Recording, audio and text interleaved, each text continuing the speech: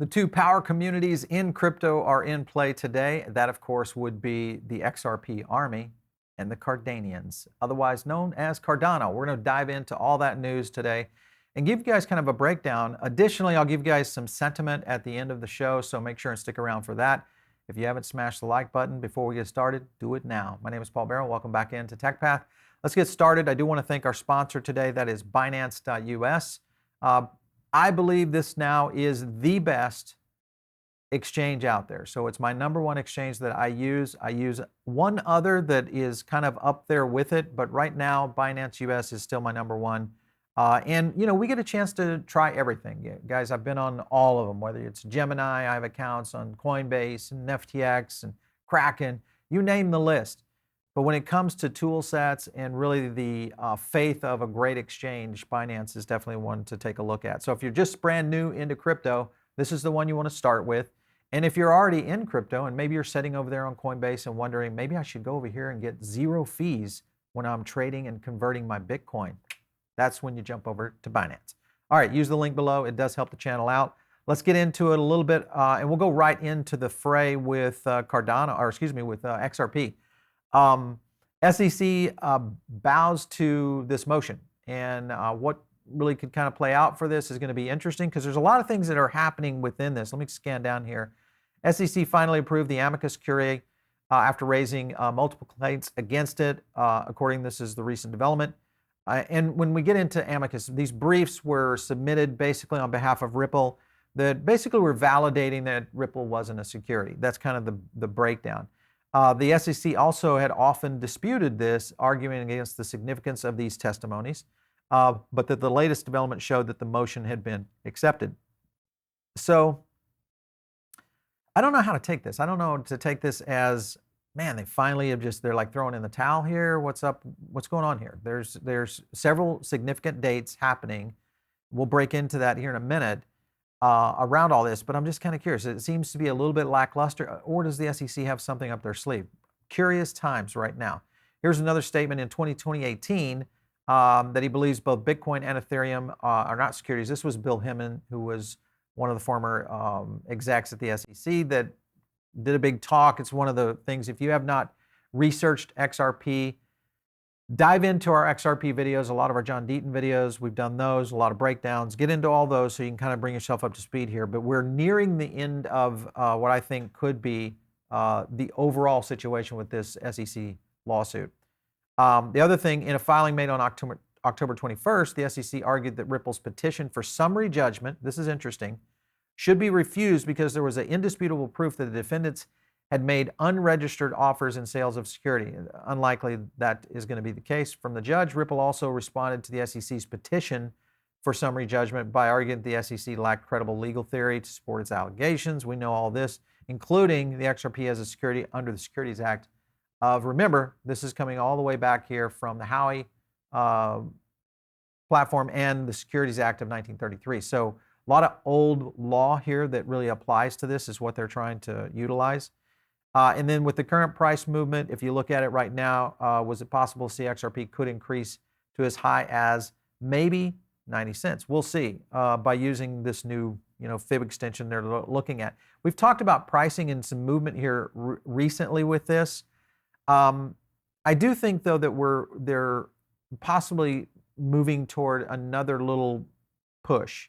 Now, November 15th is the date in which we're going to see what could be the end, because we've talked about Jeremy Hogan. There's two attorneys that have really kind of been on this. That's John Deaton and Jeremy Hogan, both of which outline this in detail often. And it is something that I think is going to be intriguing to watch, because there are a couple of other last minute things that could fall into play here. The motion for Ripple would only be successful if these witness accounts, the ones that are the amicus briefs, were conclusively to show that XRP was never advertised as a security and was not sold as one either. That'll be kind of the next conflict that plays into it. So there are some implications that could play into this. A couple of things here. This coming in from Falan Law. He's recently been talking more and more about the XRP case, but here you've got it. The SEC takes no position. Let me zoom up on that for you guys a little bit. On the motions to file the amicus briefs by the investors Choice Advocates, this is what John Deaton's doing, network, and the Spin the Bits Inc. The rebut requests that have been able to respond to its reply in support of the SEC's motion for summary judgment. So simply what they're saying is, we don't care about those testimonies, but we're definitely gonna respond to this summary judgment. That's essentially what the SEC seems to be piling up for right now. Maybe it's one last move to try to win this case. Ripple has been buying XRP for the last few months on the open market, over-the-counter market. So that, to me, again, only supports what could be coming for a suppressed XRP token right now. So here you've got John Deaton that says, this is what happens when you don't clean up your own house and ignore massive conflicts like with Hinman. Just because it involves a token or protocol you own and support. The SEC Ethics Office informed Hinman he couldn't keep doing what he was doing, and he gave them a big yeah. Okay, so remember, the Hinman emails got turned over. And when you look back at Garlinghouse and even Alderati, who is the lead lead legal person for Ripple, they tweeted out last week that this started to really showcase what was really happening, and you wouldn't believe it. So, I just wish those things will go public. I just don't think the SEC is going to allow that to happen right here.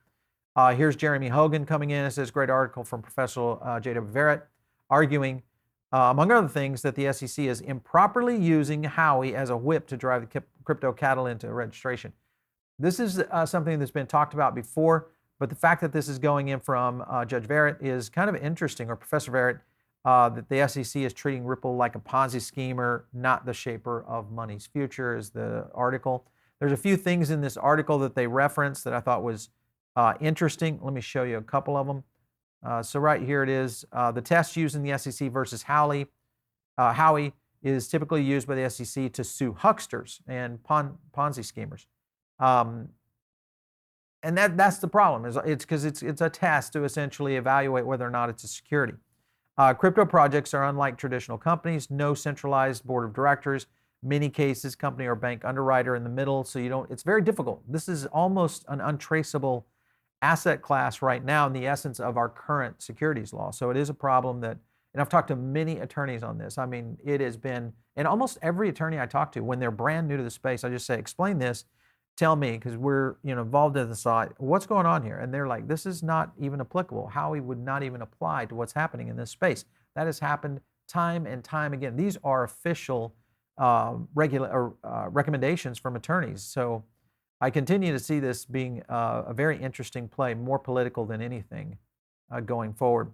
Further in this article, it says using the Howey test to halt the burgeoning trillion-dollar market in this way with a 75-year-old test doesn't seem fit. Seems perfect fit for growing Supreme Court doctrine called the Major Questions Doctrine, which are some of the things that the Supreme Court may end up striking down based on just old law that's been out there for so long. So lots happening in this space for XRP.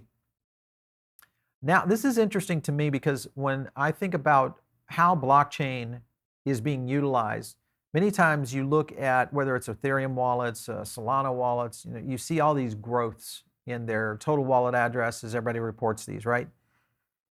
In this article, it showcases something about XRP and XRP holders. So the account's now nearing 4.35 million, but this is the crazy stat. When you have 4.3 million wallets and you're setting on, I'm going to scroll down to this because this is crazy. Let me zoom up on this right here, okay? Right there. It's extremely small number of empty XRP wallets. Only 948 of multiple millions of XRP accounts do not contain anything. 948 wallets out of 4.35 million. Now, what does that tell you about that community? One, it tells you they're super convinced this is going to go. They're super passionate about the project, and they're super passionate about the future of Ripple. I think this is something that is probably more of a statement than anything. And when I look at all of the communities out there in the cryptoverse, XRP Army has to be the one that just seems to be resilient, definitely in a position where I think it could possibly guide the future of what's going to happen out there, especially as the SEC kind of moves in this position. Here's massive XRP whales moving now more than 150 million tokens in a few minutes. This is pretty typical of whale movement, but I am always watching. If you guys are not following Whale Alert on Twitter, I would suggest you do that, because it does give you some quick references to what's happening in the marketplace. Usually that will also translate to price action, which obviously you know what happens there if you're tracking a particular target. Let's get over to Cardano, because there's a spattering of things around Cardano that are interesting. They have an event coming up. There's some in DC.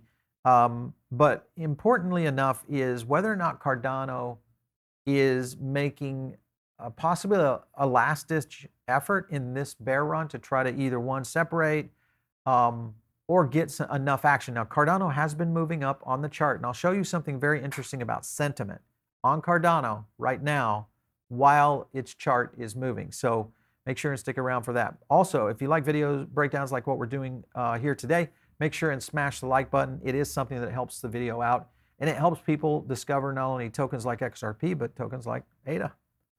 But here you go. Cardano sees 2.3 billion inflow in its market cap in just a few days. And of course, I think that also contributed to what we've seen here in terms of its in terms of its moving on the charts in terms of price. Was top gainer among 10 cryptocurrencies, rising as much as 15%. So top money flow in layer 1 blockchains. You can kind of see the list right here, right there. But you've got Binance in there, Cardano, Solana, Polygon, Avalanche, DOT, Ethereum, and then swinging down into a handful of others with Stellar and so on. I can't remember. Is that the Veracity? Which one is that? I'll have to look and see that icon. I can't remember it. But this, again, this showcases Cardano at number 2 right there in terms of the 7-day change, number 1, and pretty cool stuff. So make sure and check it out if you're a big Cardano lover. I'm sure you guys are, because I know a lot of our fan base is Cardanians out there. But listen, the other thing you have to consider is what is the future of Cardano? What is this 15% move? Is maybe this one of the last runs that Cardano sees? That's the question mark. Here's a top crypto analyst issuing warnings that on Cardano, saying that the risks are in. It's a large crash if it fails to hit these particular targets. They're talking about mostly price targets here, but this is Jason Pizzino. He's urging caution right now on Cardano. I would say the same thing based on our current sentiment data, and I'll show you a little bit about that. But he says we had the final capitulation zone around 17 to 33. We hit dead on 33 so far. He's looking further down unless ADA can get back above these previous support zones that is around 40 cents. And when you look at the chart on ADA, let me go over here. He's kind of talking about this zone right in here. And we're getting on a couple of wicks right there. You can kind of see these zones right here, right here. If we get into that zone, yes, that would be what it needs to break through to kind of make it to its next level. Right now it's setting at 39 cents, so not doing bad. But remember, this huge uptick right here could be whale manipulation on Cardano, so don't FOMO in. This is not the place to do it. It's not something that I would do around this. Again, not financial advice to you guys, but when I look at these kind of things, I'm always kind of curious how this goes. If you take a look at XRP, it's been a little bit on the downtrend after it had this nice upswing. What was that run? If you go back here from September 16th up to this little outrun, 64%, not bad on XRP in a less than a 1-month run, which is pretty good because it was holding right there at around the 53 cent mark. Right now we're trading at 46. And as of shooting this video, but it is on a little bit of an upside right here. And then if you jump over to our sentiment data between these two, let's take a look at, let's go to XRP real quick. Here we go. Let's go to XRP. All right, so here's XRP. Here's the downtrend. We haven't posted our most latest data, so we'll get a chance to see that. But you can kind of see this a little bit of a downtrend that XRP had been facing. When you go back to that, that's essentially this zone right here. And we've seen a little bit of flattening on that downtrend. So that, I think, is what we're seeing right now, which is a little bit of a sideways action overall on Cardano or on XRP. If you look at Cardano, let me jump down to Cardano real quick. All right, so here's Cardano. Let me zoom in on this. So ADA is the one that worries me because one, amplification is starting to separate from the top overall sentiment. The one positive thing about this is market was trending down prior, and then you had this little move right here that could have been picking up some of that movement that we saw in the 15%. But I'm more concerned that when I don't see movement in sentiment, you have a very tired market, you have people who are bored, and some of these kinds of things get into these manipulation zones. When sentiment doesn't move with it, it usually tells me that we're about to see something on the other side.